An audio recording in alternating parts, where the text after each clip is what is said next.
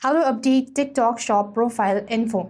In order to update your TikTok shop profile by the Seller Center, what you need is just open up My Seller Center or Seller Center by TikTok, and there you want to go to My Account sections.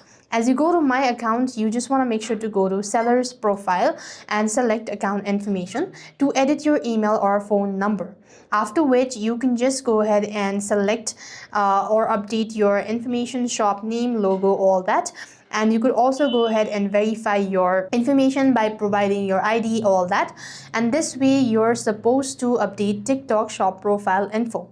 So this is how you're supposed to update TikTok shop profile in your device. I hope the video was helpful. Make sure to like, share, and subscribe. And if you're having any sort of issue, then it could be with the documentations or with your information. So make sure to double check all the information as well. So thanks for watching. See you in our next video.